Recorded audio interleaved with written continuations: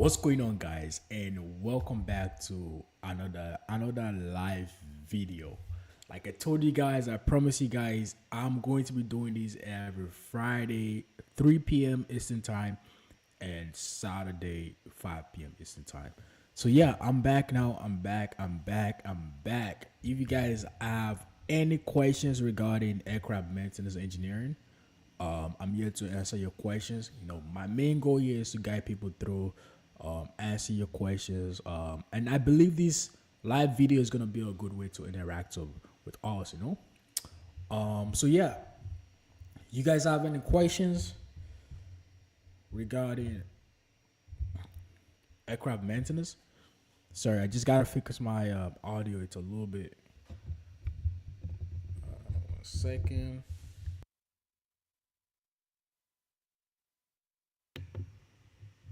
Yeah. Mic check, mic check. So yeah, you guys have any questions regarding aircraft maintenance engineering? I am here to answer your questions. Like I said, every Friday and Saturday, I am here to make this live. I'm gonna be consistent with this live video, man. You know what I'm saying? And I've seen a lot of progress. Like people are asking me questions, and that's the whole point of me doing this live video. So yeah, if you guys have any question regarding aircraft maintenance, I'm gonna be here for an hour. So by 4 p.m., I'll be out of here. You know what I'm saying? So yeah, I'm gonna be doing these every Friday, Saturday. For now, this is my schedule. 3 p.m. Eastern time on Friday, and 5 p.m. Eastern time on Saturday. And this is before April 17th. Once it's April 17th, then I might change my schedule a little bit. But I will definitely let you guys know. But it's gonna be Friday and Saturday for sure. All right. Also, like I told you guys previously, I do offer free consultation. So if you have any question regarding aircraft maintenance and you want to speak to someone directly, you want someone to, you want to learn from my mistakes, and you want me to guide you through and give you tips on how to find your first job, what can you do. I offer free consultation. All you gotta do is text me on Instagram, and this is my Instagram. So yeah, text me on Instagram. I'm gonna post it right here, and we can schedule a call. I offer free consultation. It's all free. All we gotta do is talk about it. Me personally, I like the calls more than texting. I feel like texting takes too much time. But call is like, directly. You can ask me more questions. But yeah, I offer free consultation, guys, and all you gotta do is text me, and we can schedule a call. All right. And also, if you have any question, Friday, Saturday, it's a good way to ask me. I come on live here, like I said, 3 p.m. on Friday, 5 p.m. on Saturday. So yeah, I'm here to answer you guys' questions here. I got a 1 hour here, and feel free to ask me. Today is Q&A, so questions and answers. You got any question regarding aircraft maintenance engineering? Feel free to ask me, and I will try to answer the questions the best of my interest. All right. So you guys, yeah, feel free to ask me any questions, man. Feel free. And also, if you want to join the link, you want to come on live, this is the link. I'm going to post it in the comment section. You can click the link and come on live. All right. So guys, I offer free consultation. It's a good way to ask me a question. We can set it up. All right. So yeah, ask me any question regarding aircraft maintenance. I am here to answer you guys' questions. I am here to answer you guys' questions. I got 1 hour today. After by 4 p.m., I'm actually going to work. So yeah. So guys, feel free to ask me any question regarding aircraft maintenance. Any questions? Any questions? Tomorrow, I think I'm going to come up with like a PowerPoint that is going to be focused a lot more on what's called resume, how to build a resume. I don't work in HR, but I have an idea of something that works for me. I built my resume and I learned a lot too. Me getting experience and applying for jobs a couple times. I have a little bit of idea of what to do on the resume to get into the interview at least. So tomorrow, maybe tomorrow live stream, I'm going to focus on building the resume. I'm going to have a live demonstration. So yeah, but today is Q&A. I have any question regarding aircraft maintenance, just drop it in the comment section, or you can click the link and join the live video. I am going to be doing this every Friday, Saturday, Friday, 3 p.m. Eastern Time, and Saturday, 5 p.m. Eastern Time. All right? You have any questions regarding aircraft maintenance? Feel free. Feel free. Any question? Today is a Q&A. Any questions, guys? Any questions? Any questions? It could be about apprenticeship. It could be about how to get your first job. It could be how to convert your license. It could be what's the requirements for aircraft. Any questions, guys? Any question? Any questions, guys? Like I said, for you guys that are just joining, I do offer free consultation. Um, Also, I created this Discord group. I'm going to post the link right now.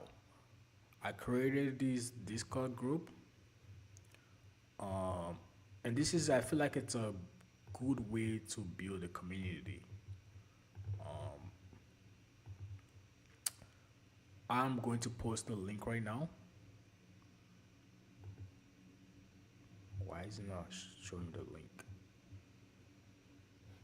Um, 1 second. I am going to copy the link and paste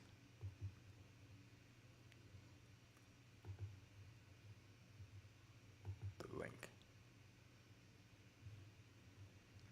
Yes, guys, I created this Discord group. So I created this Discord group for us to interact. It's mostly focused for aircraft maintenance engineers. It could be apprentice, it could be licensed.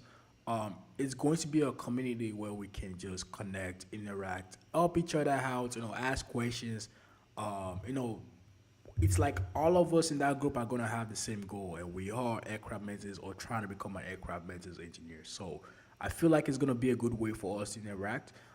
So all you gotta do is click the link, the Discord link. I put it in the comment section. And also whenever I post videos, I'm going to be putting this link here. And ensuring you guys join, so that way we can build a good community.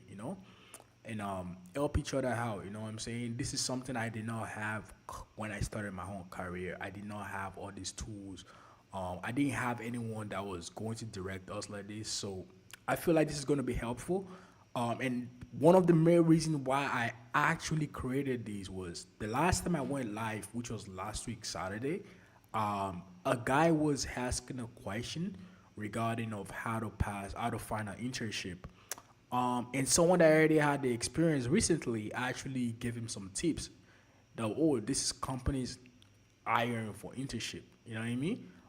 So that I'm like, okay, people are actually trying to help each other out. You know what I'm saying? Why can't I just put everybody in one group whereby we can have direct communication with each other? So yeah, I created this Discord group.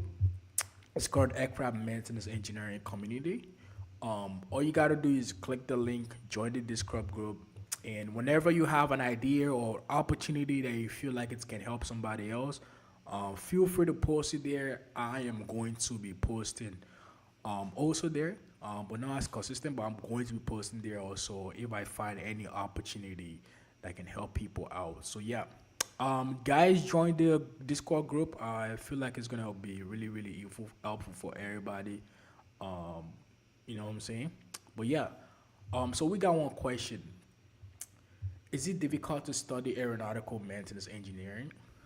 Um, so the wording is aeronautical maintenance engineer.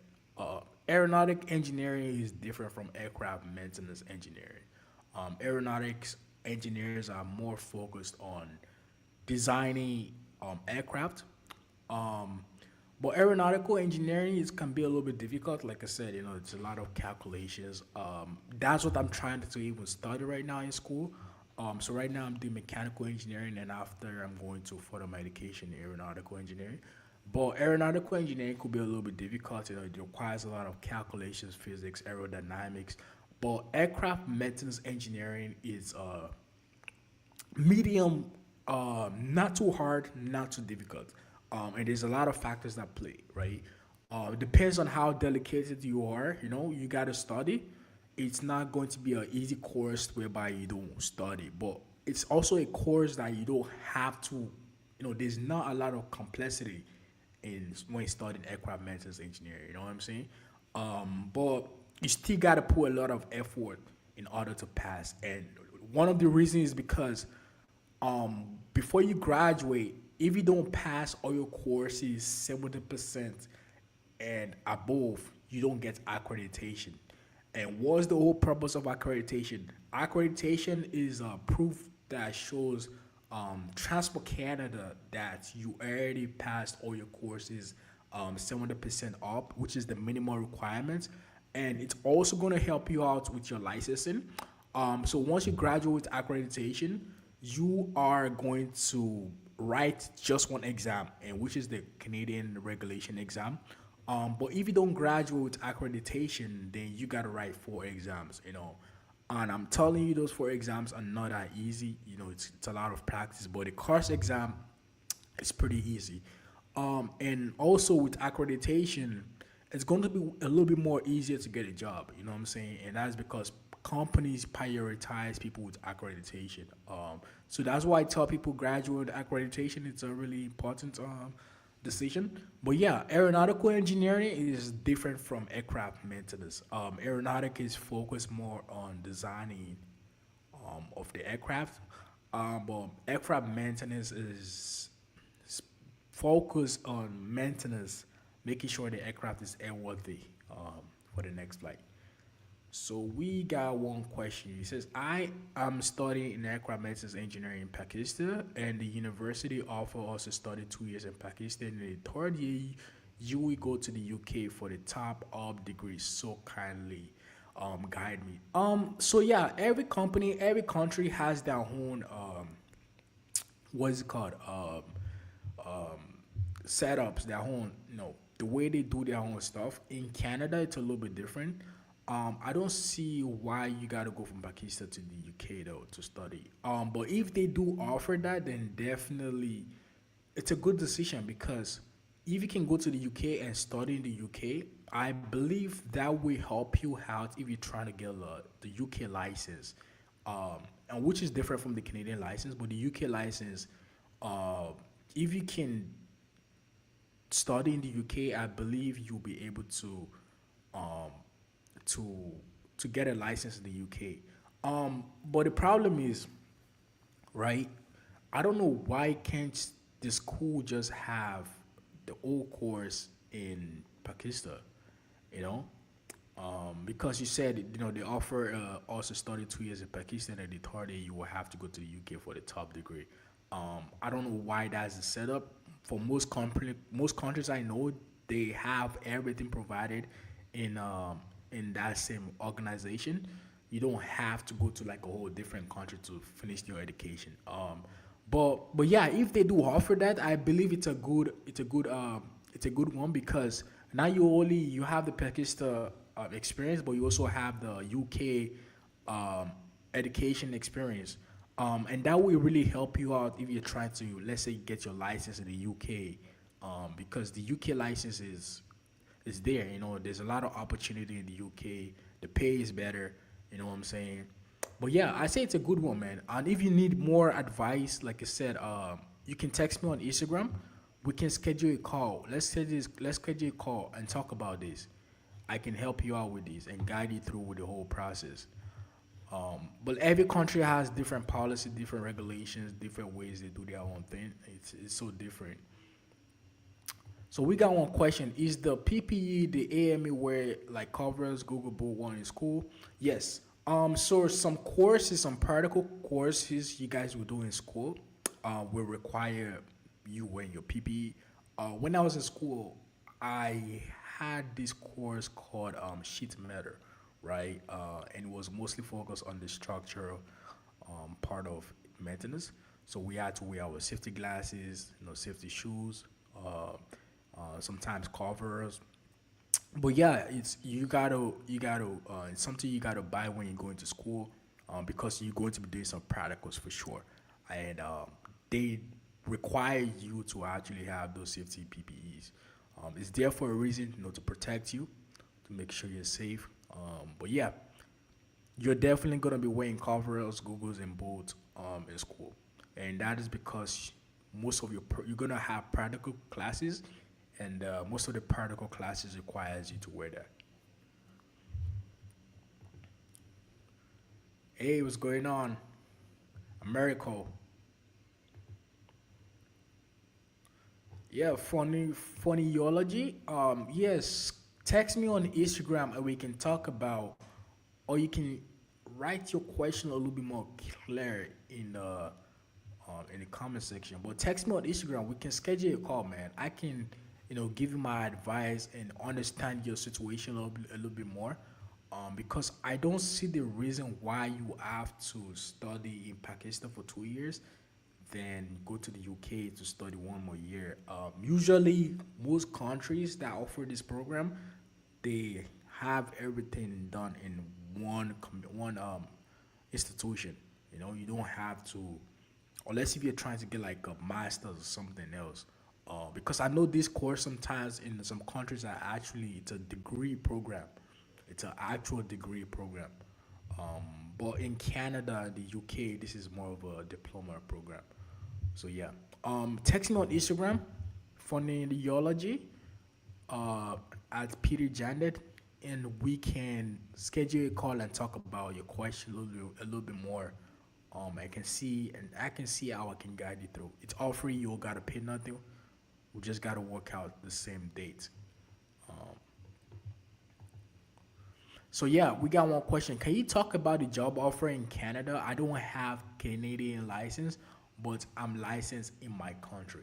So for the job offer in Canada, it's I would say it's increased a lot over the past year. The job offers have increased a lot.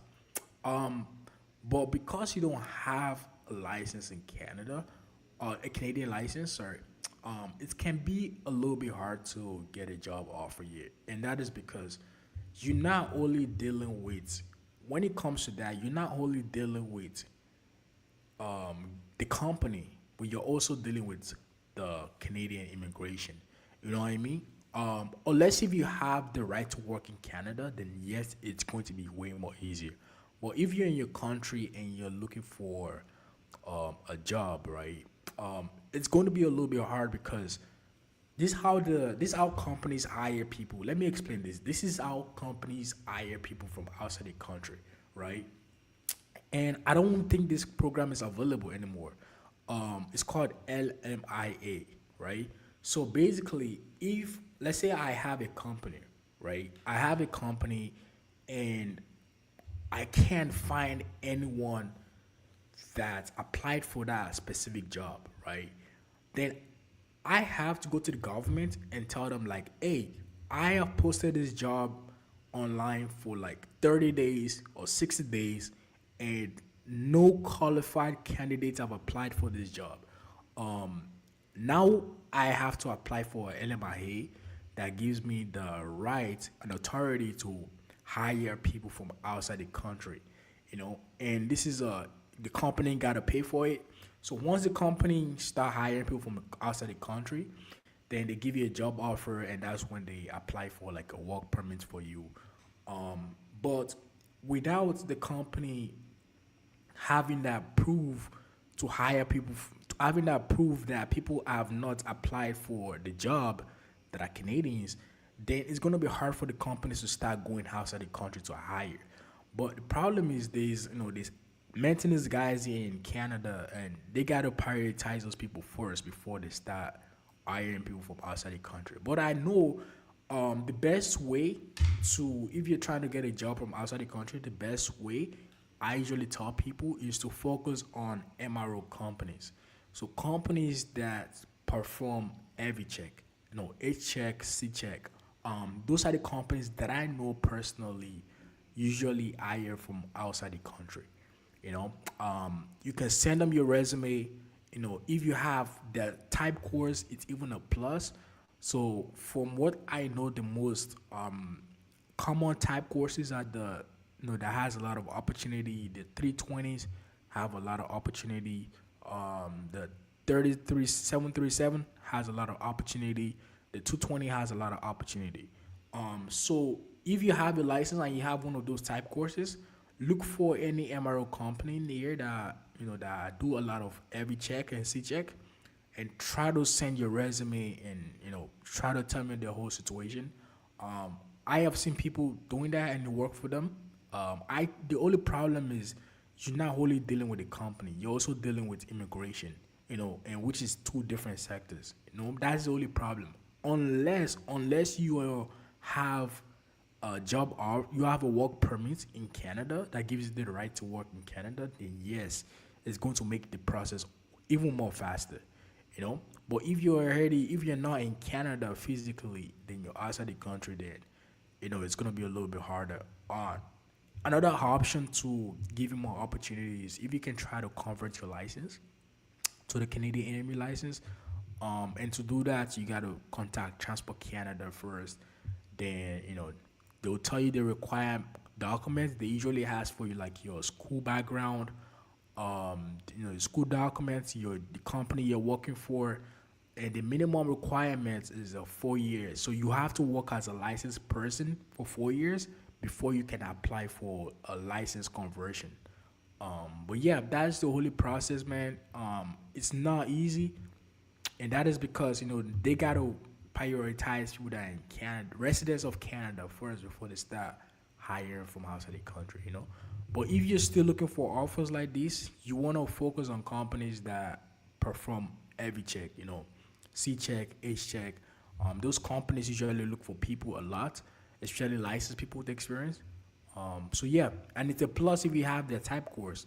If you have the type course, it's gonna be a plus for sure. All right.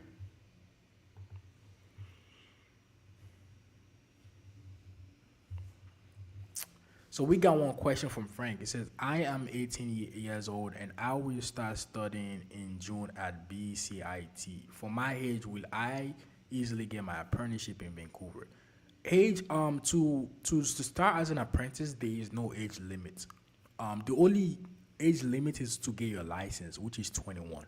So right now you're 18, you graduate at 20, you work, you work as an apprentice for 2 years, 6 months, you'll be 20, what, 22, 23. So you're definitely good. Um, there's no age limit for apprenticeship. What is it called? It's only for you to be able to get your license. The minimum requirement is 21, and if you start at 18, like I said, you finish school for 2 years, you be 20. You work as an apprentice for 2 years, 6 months, 22, 23 ish. So definitely you're good for sure, 100%. You're 100% good. Don't worry about it. But Vancouver, when it comes to Vancouver for job offers, Vancouver might be. I mean, there's job in Vancouver, but I'm just looking at it. For me, when it comes to job offers, I feel like Quebec and Ontario as the top. Like those are the top two provinces that has a lot of jobs offered, man. You know. But once you get to that stage, you're looking for apprenticeship. You gotta be ready to make sacrifices, you know. And one of the sacrifices is you gotta be ready to move from Vancouver or whatever location you are. If you apply to all the companies in Vancouver, you don't get any job offer in Vancouver, you gotta be ready to move. You know what I'm saying? Like, that's what I did. I moved from Ontario to a really small town in Quebec. You know, worked there for like a year or two. They moved to another city until I got my license. You know what I'm saying? But those are the sacrifices you have to be ready to make. It's not gonna be easy, especially that first job as an apprentice. You know what I'm saying? You gotta be ready to move, and but yeah, for your age is not a problem. Your age is not a problem. The only problem is, Vancouver is a really really small city, right? And there's a lot of competition there. Less compared to Quebec and Ontario. The job there is not as much as Quebec and Ontario.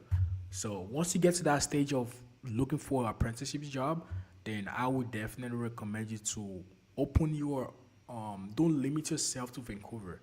You know what I'm saying? You want to open your choices to like different provinces just to get our first job. And once you get our first job, then you can start looking for more offers in Vancouver during that same time. You know what I mean? But our first job it takes a lot of effort, man. Mine took me. I had to literally stop applying online, and I was going to companies, dropping my resume physically. You know what I'm saying? So yeah, it's gonna take a lot of effort, getting our first job. But once you get our first job, just like every other career, it becomes a little bit more easy because now you started building your experience. You know.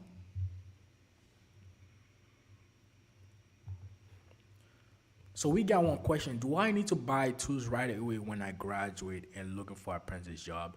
You don't have to buy all the tools. So me, I always recommend people to buy the base, like literally the basic ones.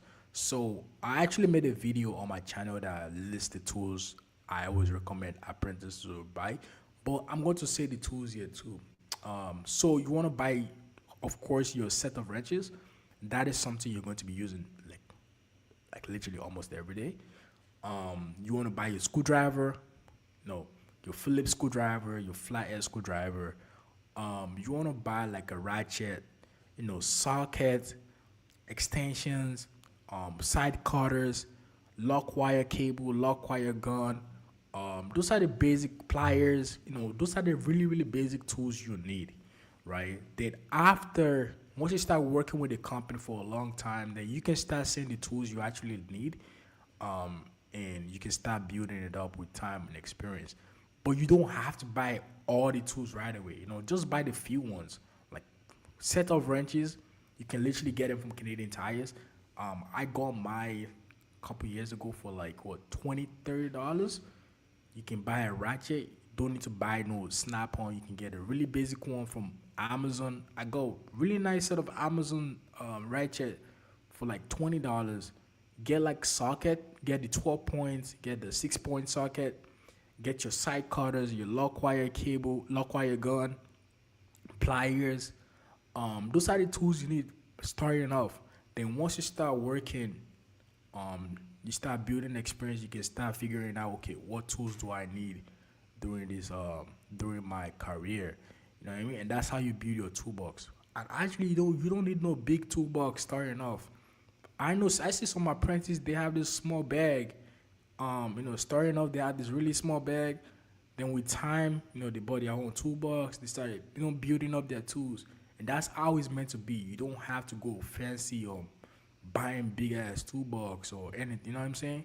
Like start off slow, and with time, you can start building up your tools. And that's one of the mistakes I made. When I started my apprenticeship, I remember I went to Canadian Tires and I spent like almost $1,500, like $1,500 on tools. And I didn't even use those tools, man. Like I checked my toolbox right now, a lot of those tools are fucking rusted and I don't use them. You know? So we got one question. How was your experience in Quebec? I heard it's a French speaking province. My experience in Quebec was not. In at work, it was really good. Like literally all the companies you work for in Quebec, they all speak English, and that is because aviation is more of an English language career occupation. So The AMM is in English. You know, for me, I didn't have any problem. I'm currently in Quebec. I don't speak French. Working wise, it's not a, it's not an issue at all. But outside work, yes, if it depends on the city you are. If you're like a really really small town, it could be a problem in conversations with people, making friends. But at work, it's not a problem at all. It's not a problem at all. I did not have any problem at all. I have not heard from anyone that had a problem. So yeah, getting your apprenticeship requires a lot of effort, man. Especially that first one. It's going to require a lot of effort. Tomorrow I'm going to go live tomorrow, and I'll probably make a. We're going to work on how to build a resume.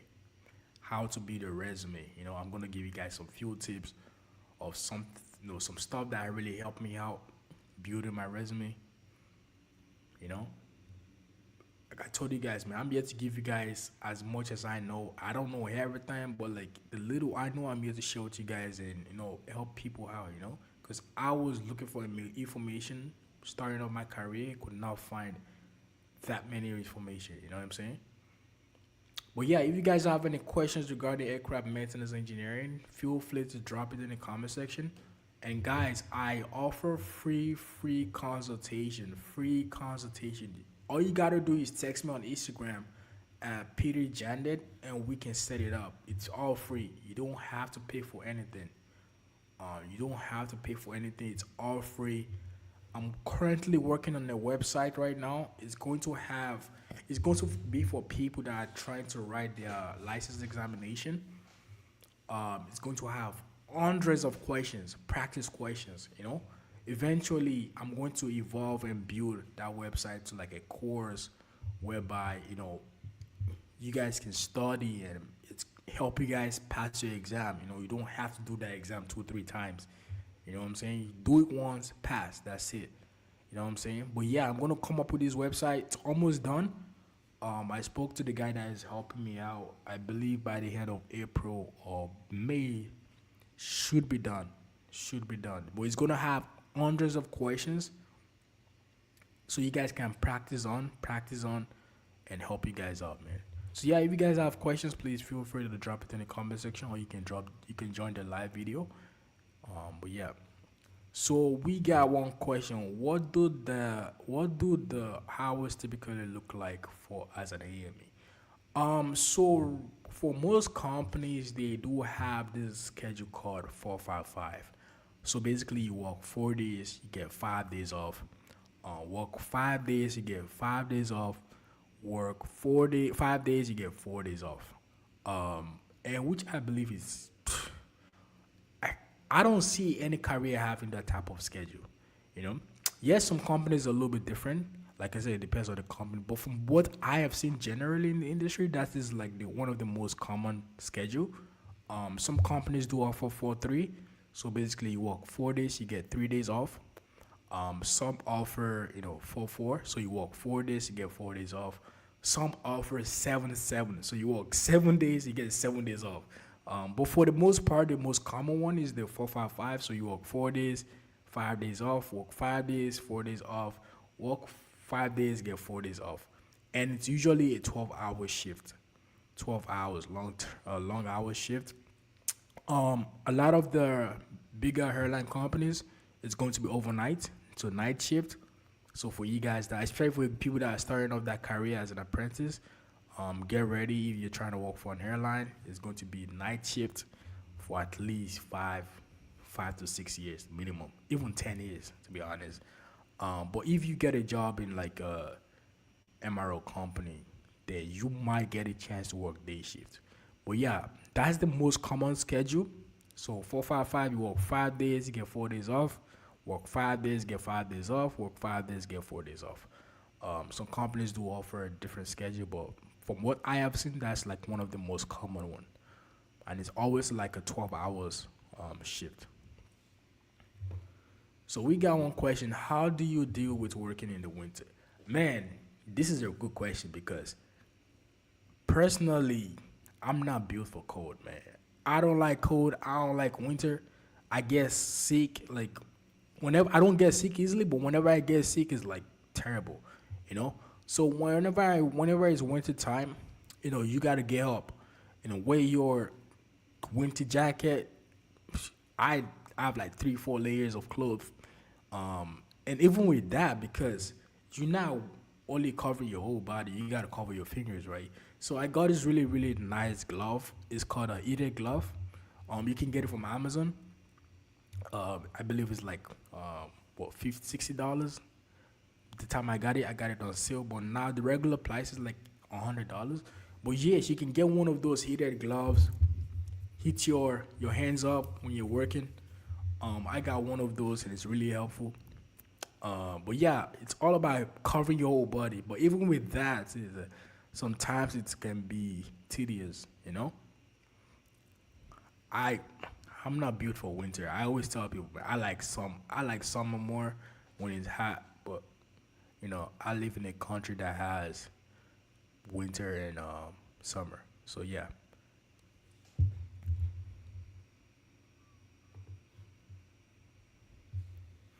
So we got one question. What book do you require studying when you were in school? I want to go through some before I go to school. So for me, I when I was in school, the book I used was I'm going to share my screen and show you guys the book.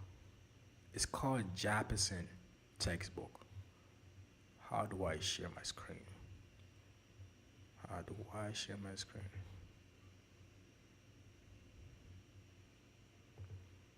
Okay. So I'm going to share my screen now.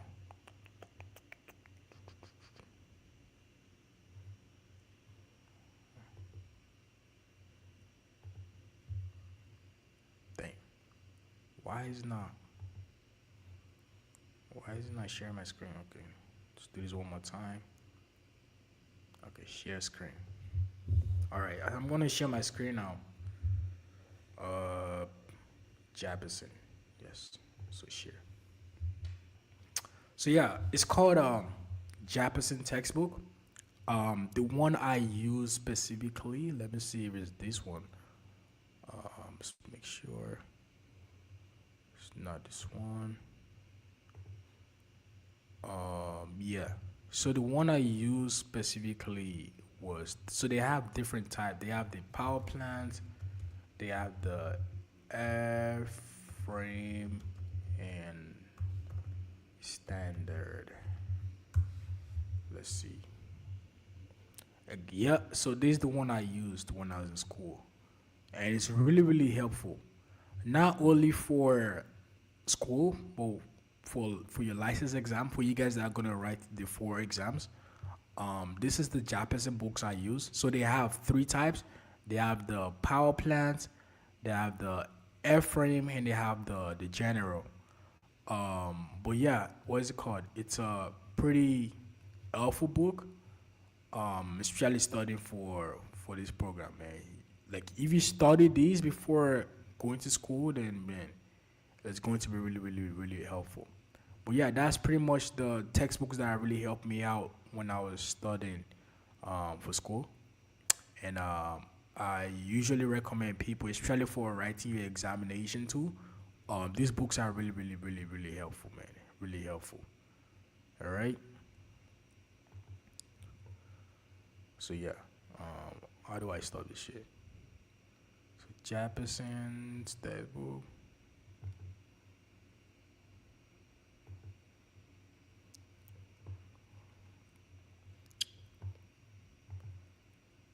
So yeah, yeah. Someone already said it. Jepsy, ASA are the best. I never used ASA. I used Jefferson, and trust me, it helps a lot.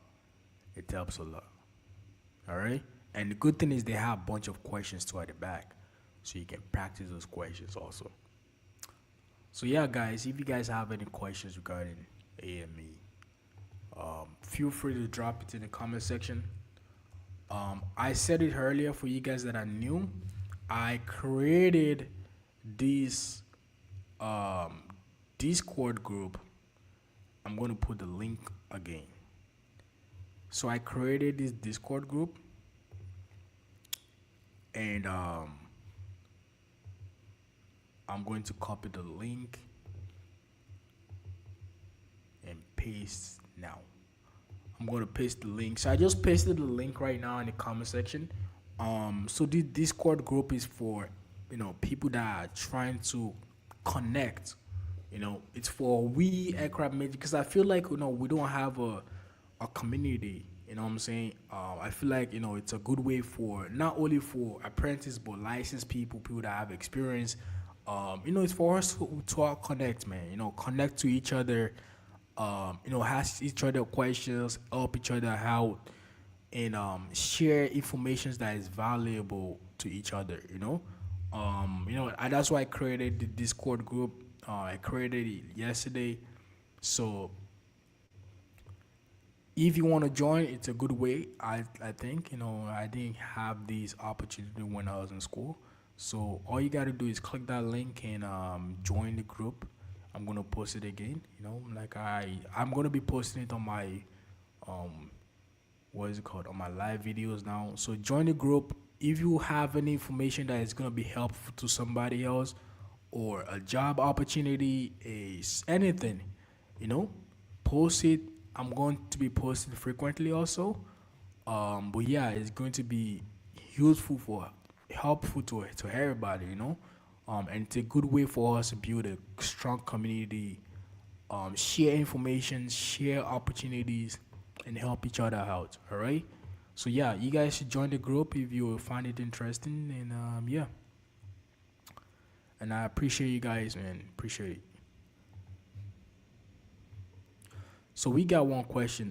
What are some challenges you faced and face moving to Quebec? The biggest one I faced, I think it's pretty obvious, is the language, and it's not in the city I am because right now I'm in Montreal, right? It was when I first got my first apprentice job in a city called Trois-Rivières. It's a really really small town. Like the population there, literally 80 to 90% speaks French, you know. But when I was working, it was not a problem because everybody I worked with spoke English. They're all Anglophones.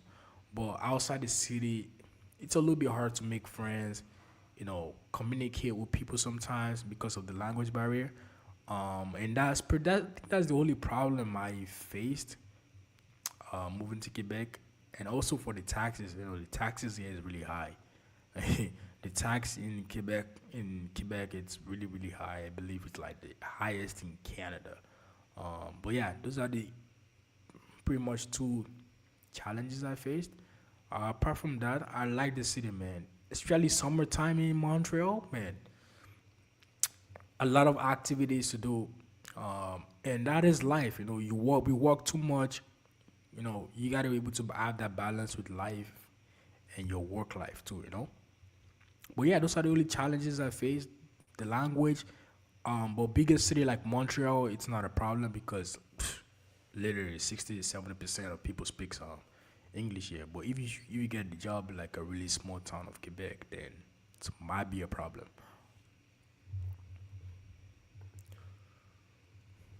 So someone said there are so many ways to make money in the, yeah, there are so many ways, man.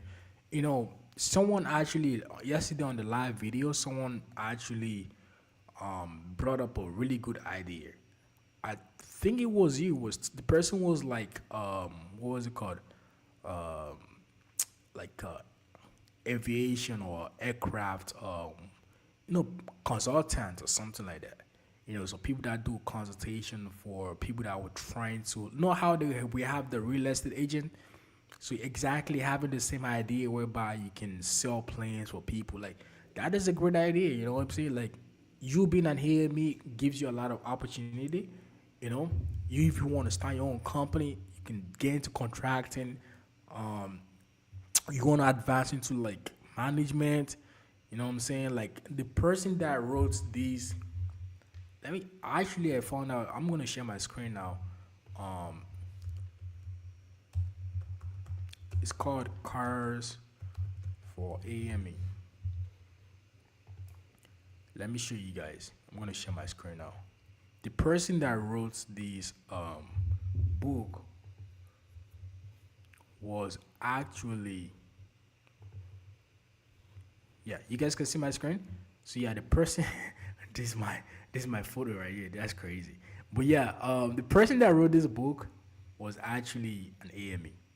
You know what I'm saying? So the person had the same idea like me. How can I take all the regulations from the Canadian website and put them in one book and help people out to study, literally. You know what I'm saying? And he created this book, and trust me, this book is selling yearly, and they come up with new editions literally every year. You know what I'm saying? So there are ways you can make money. You're not only limited to just working. You know what I'm saying? You creating your own website, your own channel, educating people, creating more awareness to this course. It's a good way, you know. You can start your own YouTube channel. Like there are ways for you to make money, you know, help people out. If you can focus more on creating value, solving people's problem, you know, there are ways you can make money. So yeah, you're not only limited to just working as an AME. You know, you have a lot of opportunity.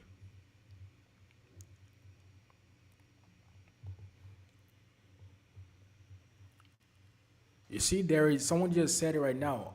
Hey, Project Ash Poppy, if you can join the Discord group, that would be really helpful. And just post exactly what you said right now into the Discord group. You see, someone just said there is a career in aviation event happening May 31st at Porter Hangar in Toronto. See, so those are the information. That's something you're gonna be having in the Discord group, and this is something I'm trying to make happen in the Discord group. You know, opportunities like this, information like this, because I don't know everything. You know what I'm saying? Like I can't see what's going on in Toronto. I can't see what's going on in Calgary. Like people, you know, I want to spread awareness to this program, and just that's why I created that Discord group so we can all connect each other, share opportunities, job informations, and you know what I'm saying. So please, if you can, Project Oz Poppy, if you can join the Discord group, I'm going to post it again. It will be really helpful, and you can just post it there, you know. And if you find any future opportunity, you can just post it there. You know, you don't know what's gonna help, man. You know what I'm saying? You don't know what's it's gonna help change somebody's life. You know, some people are looking for trying to find ways to get a job easily. You just posting, having one post can change somebody else's life. You know, man, I'm gonna tell you guys a story. The Bombardier's job that I got, right? How I found out they were looking for people was actually one of my professor posted the job on Facebook, right? He posted the job on Facebook with a link. I clicked the link. I created my resume. I went there in person and I submitted. Literally, that's how I got a job. You know what I'm saying? The first job in aviation ever.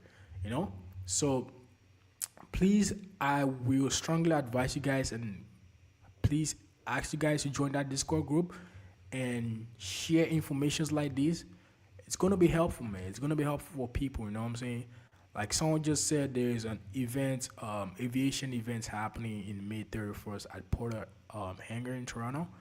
You know, please, if you can push that on the Discord group, I put the link twice already. Click the link and just put it there, and you know, it's gonna help somebody out. You never know who's gonna help out, and that's my main goal. I'm gonna be posting stuff there too. If I find any job opportunity or I hear about any job opportunity, I'm going to talk to a couple of my coworkers to join. Also, I know some guys that are about to write their license examination. I'm going to tell them to join the Discord group too. Tell their experience writing the exam. What did they get in the examination? You know, those are the stuff that I want people to post on that group. You know what I'm saying? That's why I strongly advise you guys to join, so that way we can, you know, elevate and help each other out. You know what I'm saying? But yeah, please guys join the Discord group. I just posted it right now. And if you have, please don't be silent. If you have any opportunity, any stuff, information that you feel like it can be beneficial to other people, please feel free to post it there. You know, I appreciate it, man. I appreciate it. We got one question here. What is a typical day looks like where you work? So basically, I work night shift. I start my shift around. I'm actually working today, so I start my shift at 8:55 and I finish in the morning 7:55. It's a 12-hour shift. Basically, I get to work. We do the meeting and they assign you to an aircraft, and you go through you scan the aircraft, making sure there is no inbound snag or any snag on the aircraft. If there's any snag, then you gotta find a way to fix them or replace the component. But yeah, it's not a tedious one. It's a pretty easy one. Sometimes it can get a little bit hard. Sometimes you might have like 3 4 tire change, one one break to change. Like it depends. It varies every day, and that's the interesting thing about aircraft maintenance. Like you're doing something new every day. It's like it's never the same thing every day. It's never the same thing every day. You're always doing something new every day. You know. So we got one question. Do you think people should be physically fit for this job?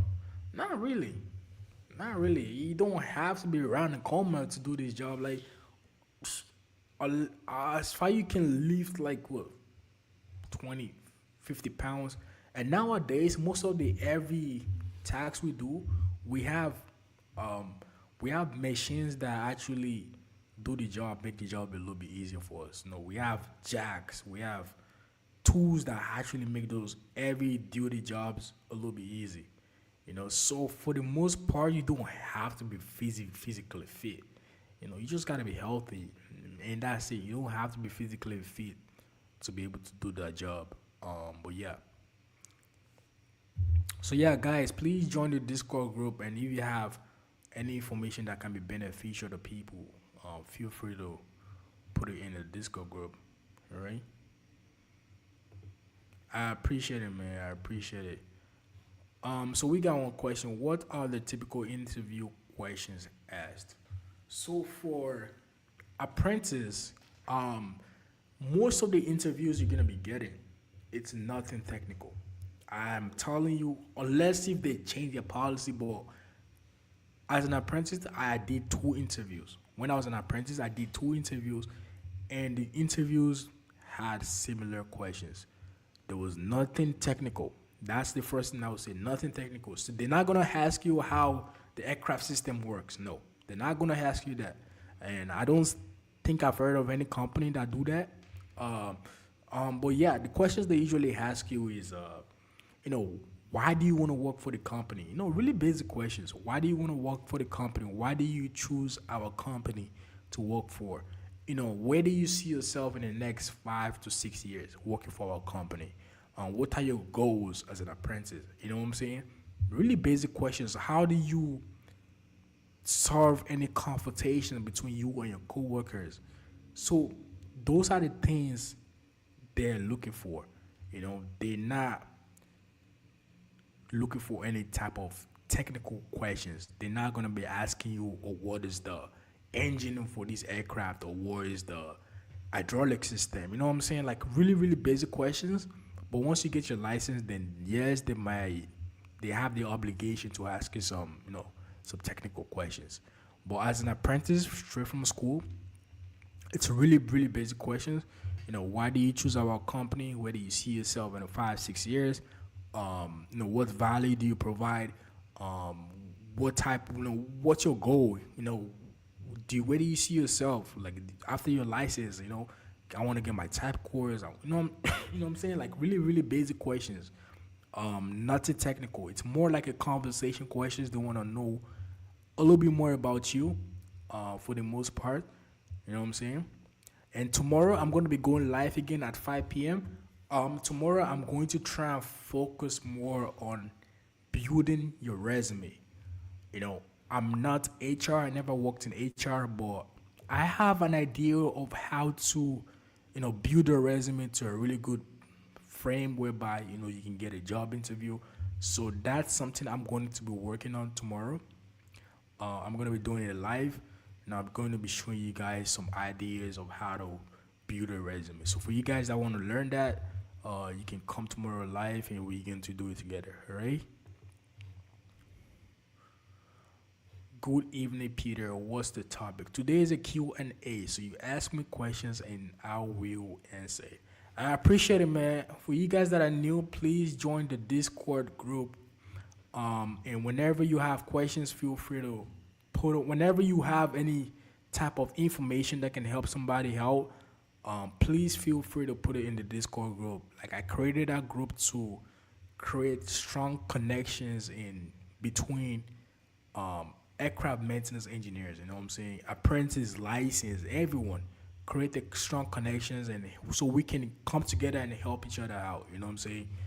So yeah, please feel free to join the group and put whatever information you feel like it's helpful with the group. All right.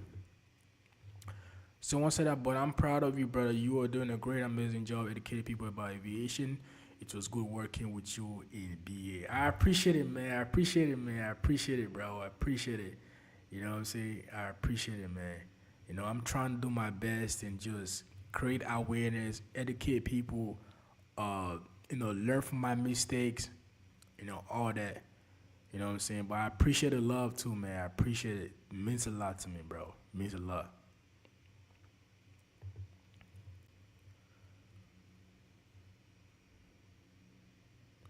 So we got one question. Say, what's the accepted numbers of hours that an AMU must work daily?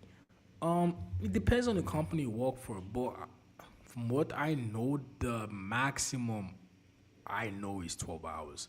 Of course, you can do overtime. There's room for overtime, but a full-time job, the maximum hours is 12 hours, and the minimum is 8 hours.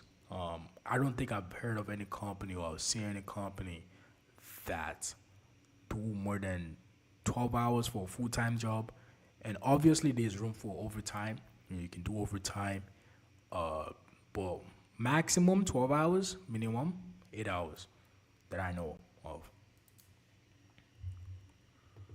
So we got one question. G license is a must through.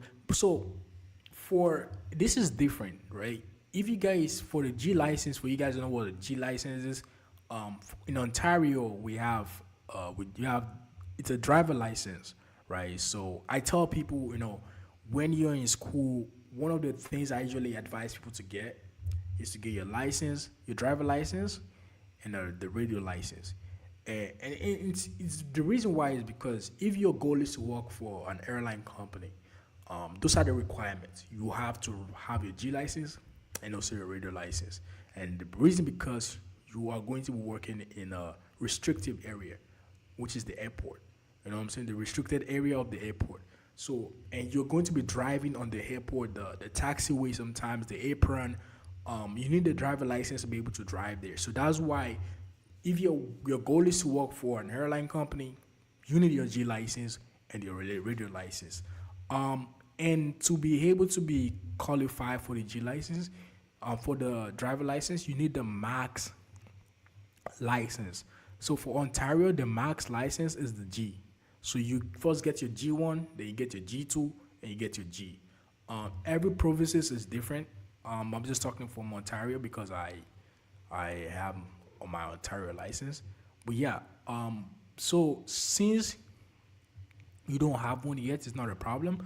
As far as you have your G2, legally you still can still drive with your G2 license. But I would say definitely try to get your G license as fast as possible.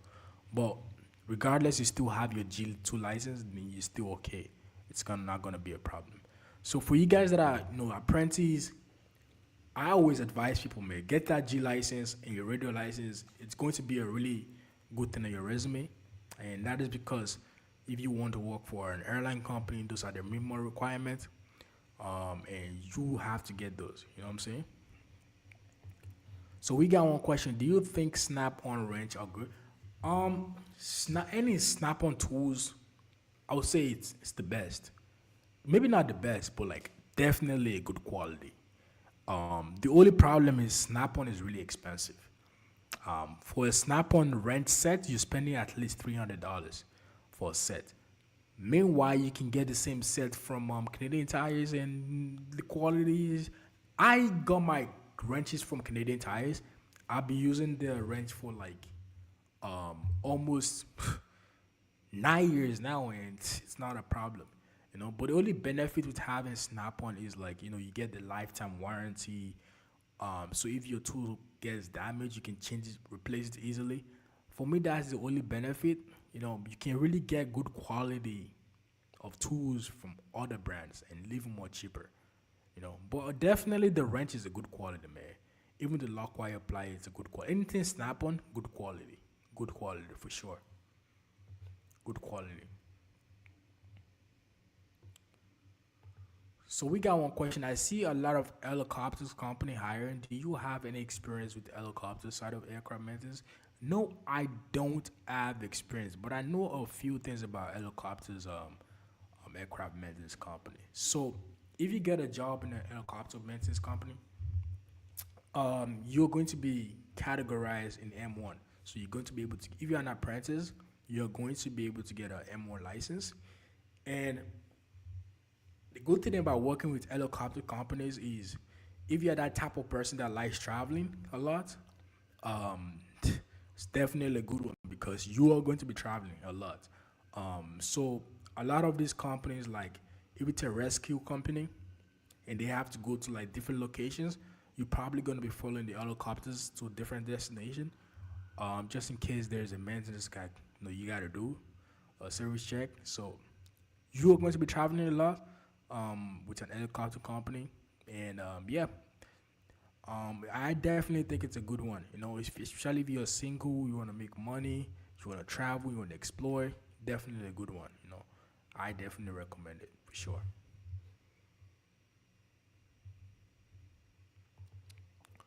The way you dress and your attitude is very important in an interview. Yes, it is. The way you dress, the way you want to be addressed. You gotta dress really nice, um, and your attitude too has got to be on point.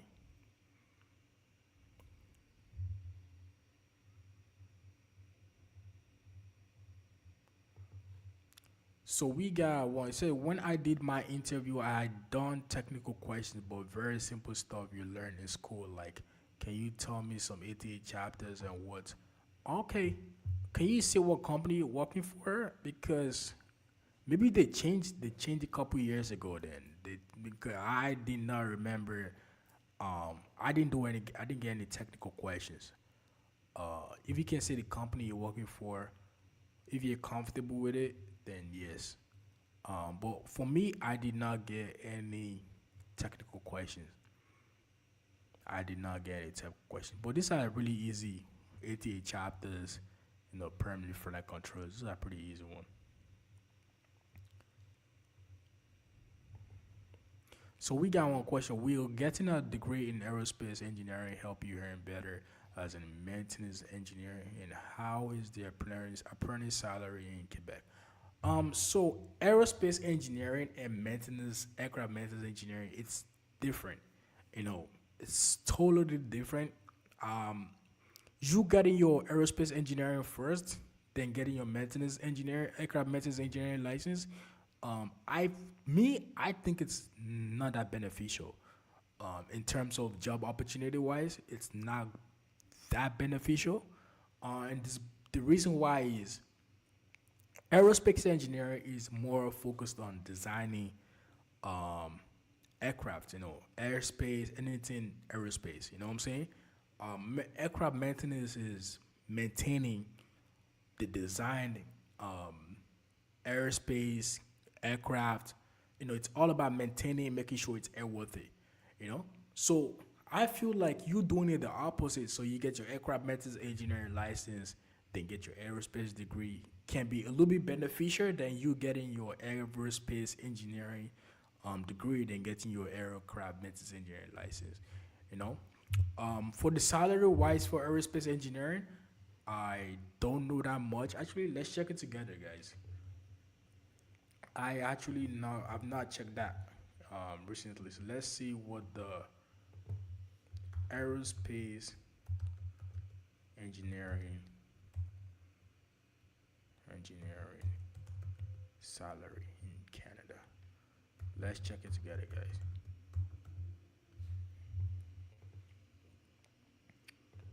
I'm going to share my screen now.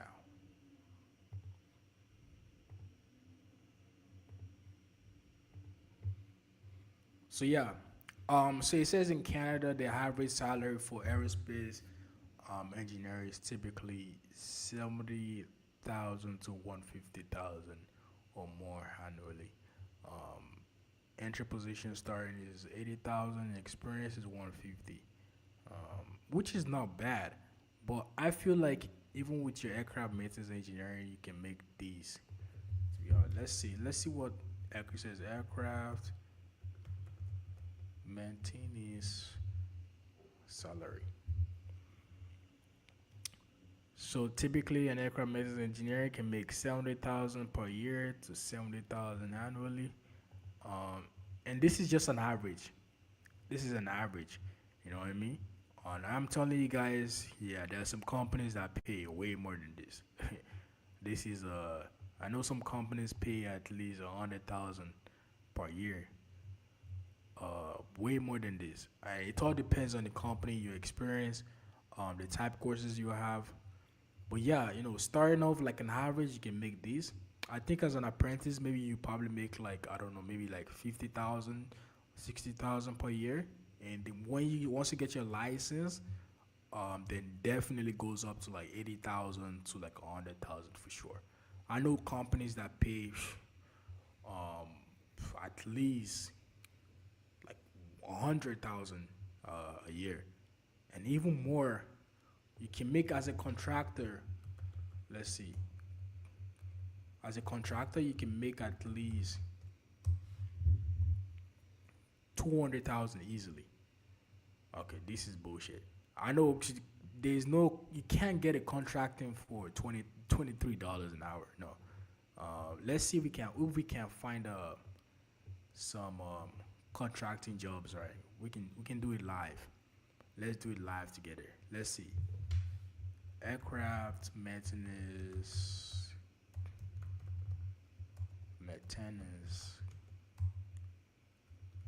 contract jobs. And guys, this is how I look for. This is how I look for jobs. Let me see.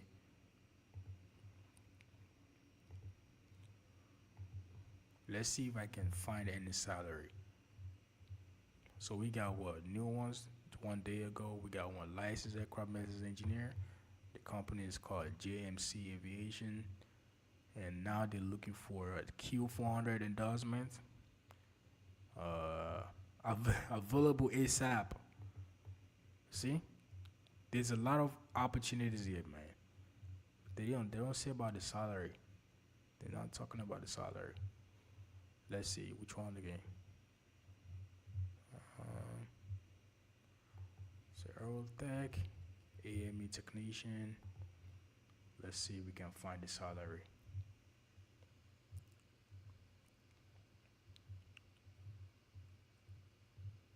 Okay. I don't think the salaries are there. I don't think the salaries are there. But oh, you see, the pay range for this position is 30 to 40. But is this for license though? Well, let me see the description. Aerotech is a large blah blah.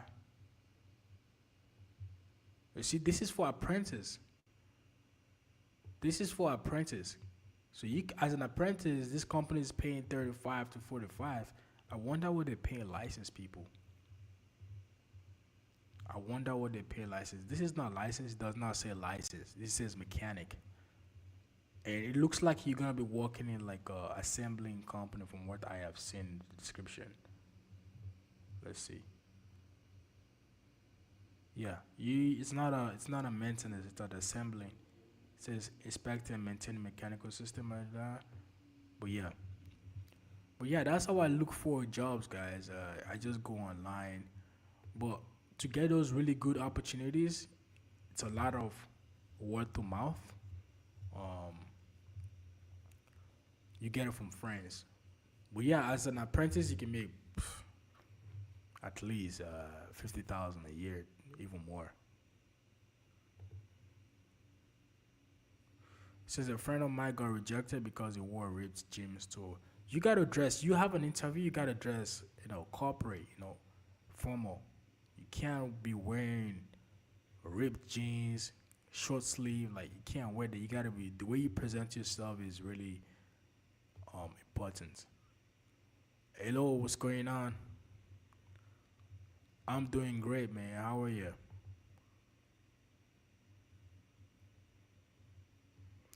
Is it bad to ask what's the pay at an interview?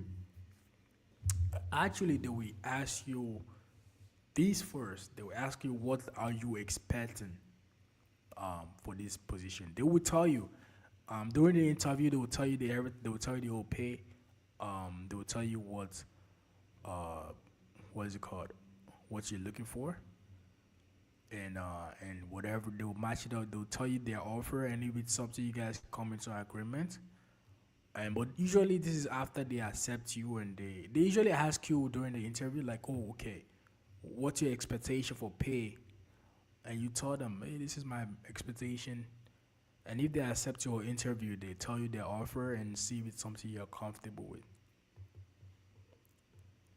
Oh, okay, okay. So you work for Jazz, and I was asked the question because the director of Metis was doing an interview, and my friend wasn't has the question. So yeah, like I said, it depends.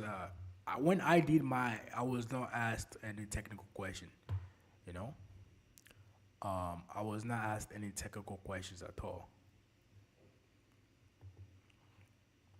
So so does AC hire people fresh out of school? We didn't get into the internship program in their first year. If not, which airline do you suggest applying in order to get your license? There's a lot of them, man. There's a lot of options, man. There's a lot of options. Someone just said, where is it? Let me see if I can find it. And this is why I advise you guys to join the Discord group, right? I'm gonna put the link again. I believe it was Osh Poppy that said earlier today. Porter actually have or they have a uh, they have a job fair coming up. I believe it says March. So yeah, Osh Poppy just said it right. So there's a career in aviation event happening May 31st at Porter Anger. And this is something you might try to look into. If your goal is to work for a airline company, I strongly advise you guys to join the Discord group. Because people are going to be dropping informations like this there, and it's going to be helpful. There are companies hiring right now. Sometimes they don't post it. It's mostly like internally, and it's people that have that information internally that will know. So please join the Discord group. Um, and I'm gonna put the link again so you guys can join. Join this Discord group, and if you have any helpful information, put it in the Discord group. All right. So which guys at my school there is an offer. They At my school they offer an avionics course that's 6 months long. But is it hard? I have not heard of. Is it for aircraft maintenance? There is no aircraft maintenance course for 6 months, unless if it's like for assembling. Unless if it's like assembling. Is ICS available? I can't access. ICS is not available, guys. ICS is not available anymore. I believe he got bought by a company. The last time I checked, it was last year actually. It's not available anymore. It's not. Let me just show you guys. LCS aircraft maintenance. It got bought by a company. It's called Penny Foster, right? but ICS is not available anymore. Cause I checked last year and it wasn't available.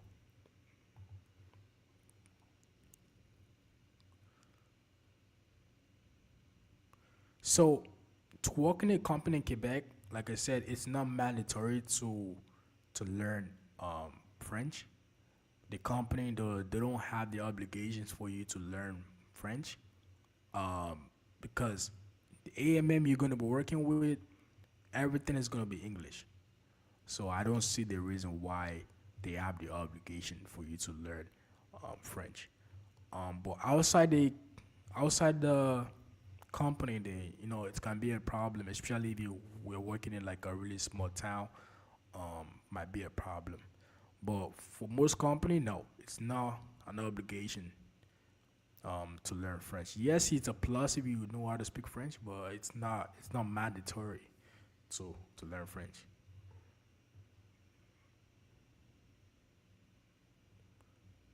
Yeah, someone else say it is a general event that has been held at Porter and Gawawazi. You see, so yeah, guys, join the Discord group, man. Please, and if you guys have informations like these, please, I'm gonna put the link for the Discord group. I like something like this, man. Um, please join the Discord group and just post it there. You never know it's going to help out. I'm trying to build a strong community whereby we can just share informations and help each other out. But yeah, someone just said it's gonna be in the Porter Hangar at YYZ. So please feel free to post it in the Discord group. Join it, post it. If you have any opportunity, any job offer, post it, please. All right. I went to the same event last year and got an interview from AAR. So yeah, it looks like it's working, man. I didn't have those when I was in school. I didn't have those opportunities. You know, I didn't have those opportunities.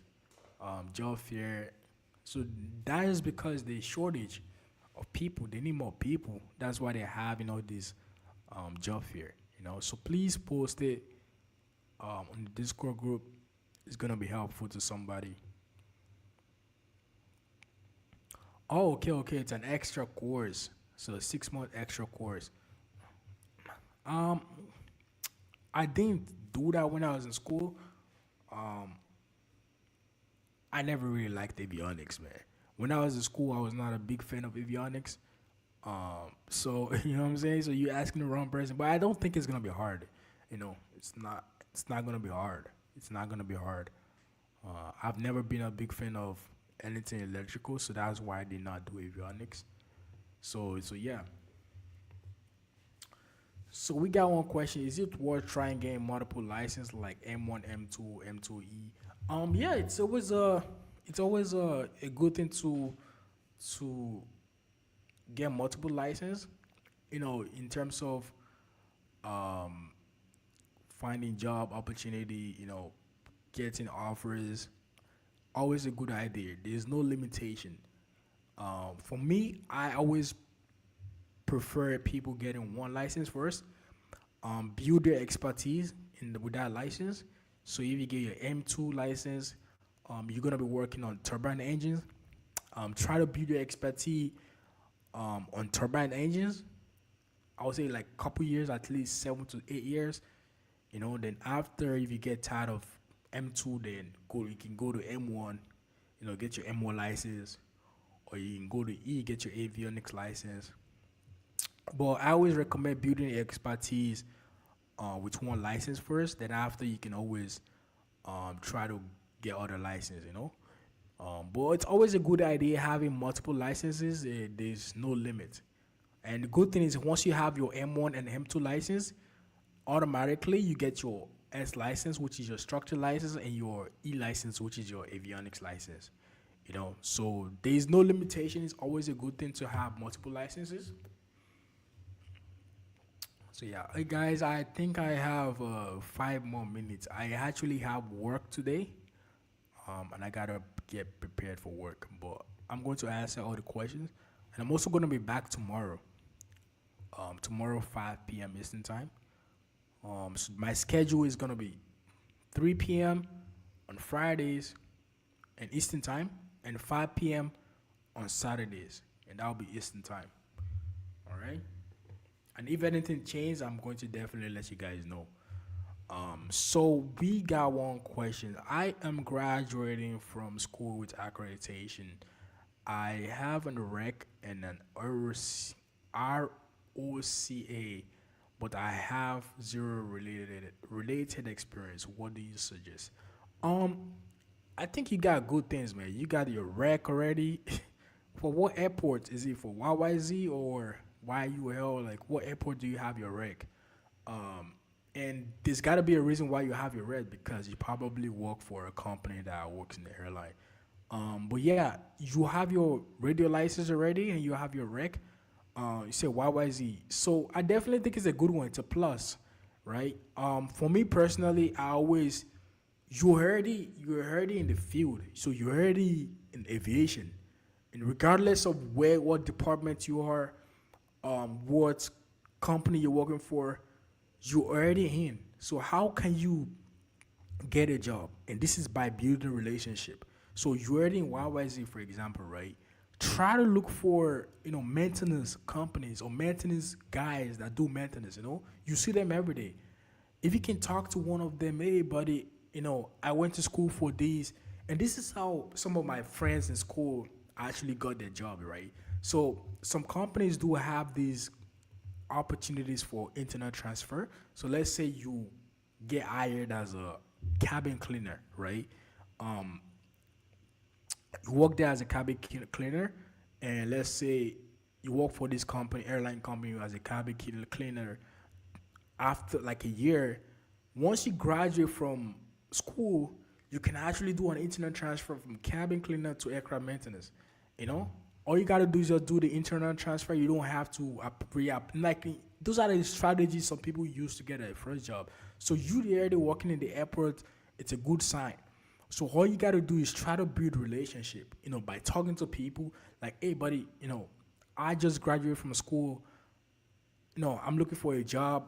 This is my resume. If you can pitch it to your hiring manager or your supervisor or your team lead, you know what I'm saying? Those are the ways you can, like, man, I wish I had this when I was in school, you know what I'm saying? Like, you got to go aggressive with it. Print your resume, print like 10 copies, and just give it to different companies and different people. Those maintenance guys, you can really tell they usually have the maintenance on their vest. Just go talk to them, and they're really friendly, man. People are really friendly. Just talk to them, have a conversation. Like, hey, I went to school for aircraft maintenance. I graduated. I'm looking for a job. This is my resume. Do you mind pitching it to your supervisor, your team lead? I would like to work for your company, and you never know who's gonna help you out. You know what I'm saying? So those are if I was in your position, that is something I would definitely do, man. Tomorrow I'm going to be printing my resume out, print like 20 copies, um, preach out, give it to people, and just what's good, see if they can help you out. You know what I'm saying? Because you're already in the system. You're already working for the airport, and now you're seeing the maintenance guys, and it's going to be way more easier than someone just applying for from outside. You know what I'm saying? Are your friends also in aviation? Yes, a lot of my friends are in aviation. So yeah, you're working for YYZ. There's a lot of companies there, man. There's WestJet, there's Air Canada, there's Air Transat, there's Porter. You know what I'm saying? Like, try to go around the airport and just see if you can find the maintenance guys and just give them your resume. It says I got my rec due to some temporary work. I never really worked. Oh, okay, okay, okay, okay, okay. I get it now. So you're not currently working there. So regardless, that does not you already have your radio license, right? What I will do is try to focus on companies. I know everybody wants to work for airline companies, but you know what I mean. There's a lot of benefit, but you don't want to limit your options too, to just working for companies in Toronto or working for airline companies. There's a lot of MRO companies outside Toronto that there's a lot of good opportunities there. There's jobs in Halifax, there's Jazz Aviation there, there's jobs in Quebec City, Quebec, Montreal. Like, don't limit your options only to Toronto. Don't limit your options to only Toronto. You want to explore every provinces, and all you need is getting that first job. Once you get that first job, then it's going to be way more easier getting your second job, your third job. But do not limit yourself in just Toronto. The good thing is you already have your radio license, and the rec it's okay, and that is because sometimes some airports it's gonna be way more easier for someone that already have the rest rec to get like a rec in a different airport. But apart from that, you gotta be able to. You can't limit your options to only Toronto. Like you gotta be able to explore every provinces and just send your resume there. If possible, drop your resume in person. You know, and those are the ways you can get your first job. But once you get your first job and your goal is to work in Toronto, then once you're working for that company you get right, you can start looking for future opportunities in Toronto. And if you need more advice, you can text me on Instagram. My Instagram is Peter. I'm gonna post my Instagram, and we can talk about it and see if I can help you out also. And also, I would say it's a good idea for you to join the Discord group because people are going to be posting um, job offers there. Like if I hear of any job offer, I'm going to be posting it there. That's the reason why I'm building this Discord group to have a close community whereby we can share information with each other and help each other out. You know what I'm saying? So yeah, I would say it's a good idea, man. JJ, you can join the Discord group. Um, People are gonna be posting stuff there that might be helpful. All right, the link is like right there. Join the Discord group, and people are gonna be posting stuff that's gonna be helpful there. All right. So Ashwabida said, don't rely on getting a job in Toronto 100%. I had rec at YYZ with realizing it was still really hard finding a job at Pearson. I had to go to Y. Exactly. That's what I'm saying. Like you gotta be able to spread your options, man. You can't just rely on one city. And that's the first mistake I made. I was relying on Toronto because most of my friends were in Toronto, and now I don't even talk to those. I don't talk to them that much. I'm like, you got to look out for yourself first, man. And moving to different provinces and different cities, getting that first job is more important. And once you get that first job, then during the time you're working there, you can start fishing out more options. You know what I'm saying? Yeah, make sure you still apply for jobs in other city. Always a good way, man.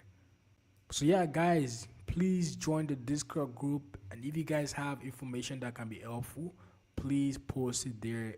That's my main purpose of creating that Discord group, to create communities, opportunities, connections, and help each other out. So yeah, I'm gonna be leaving soon, guys. I think this is the last questions for today. Is the cost of living in Montreal a little bit better than Toronto? Yes, it is. But Montreal is getting a little bit expensive now, but it's still way more better than Toronto. Like an average price of rent in Toronto is about 2,000, minimum 2,300, 2,100. But in Toronto, in Montreal, um, for one bedroom, you can get a nice one bedroom for like 1,300, 1,400, which is still okay. It's way better, you know. But yeah, definitely Montreal is way better than Toronto, man. Toronto is too, it's crazy now. Crazy. It's crazy. People can't really afford things there. But yeah, I got one more question. Is the job good for sing? Is the job good if you're single, or is tough working this job while you have kids? Is to me it's good for both married people and single people. You know what I mean?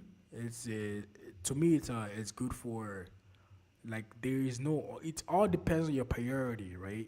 If you don't like night shifts, or you feel like a night shift is not good for your family, then a lot of the times you're gonna be not working night shift, especially if you're working for a company. But I do work with people that have families. I do have work with people that have kids, and they don't really complain. All right. So to me, I don't think it's a problem at all. It's good for everyone. All right. But yeah, I appreciate all the love. I gotta get ready for work. I work at by 8:47, so I have to get ready, cook, get ready for work. I'm gonna be back tomorrow. I'm going to be back tomorrow, 5 p.m. Eastern time. Tomorrow we're gonna be working more on resume building. But yeah, for you guys that are new, please this Discord group, I really strongly advise you guys to join. I'm trying to build this community, so we can, you know, help each other out and grow. You know, as a community, as a career. You know what I'm saying? And people are going to be posting opportunities. I'm going to be posting opportunities there. I'm going to talk to a couple of my friends that are about to write their license exam, if they can join, and they're going to be posting ideas and suggestion of how to pass your exam. Like those are the stuff I want to be posting there. You know what I'm saying? But yeah, I will highly suggest you guys to join. And if you guys have information that can be helpful for people, please feel free to post it there. All right. I'm going to be back tomorrow, 5 p.m. Eastern time. I'm going to try and be consistent with this live video. And but yeah, I appreciate you guys for coming out today. I appreciate everybody that came out today. This means a lot to me. You guys value what I put out there, value the information. It means a lot to me. You know, I started this channel with nothing, with zero subscribers, just consistency and making sure I make myself better as a person and just help people out, because I was in the same situation whereby I was looking for information online. I could not find any information, and that's one of the reasons why I created this channel. And I appreciate you guys for always showing support and, you know, appreciating my content. And I'm going to be posting more. So yeah, appreciate you guys for coming out tonight, man. I'm gonna be back tomorrow, 5 p.m. Eastern time, and I will be doing this live video consistently Fridays and Saturdays. All right. Appreciate you guys for coming out tonight, and I will catch you guys tomorrow. All right. Stay blessed, and I love you guys. All right. Bye.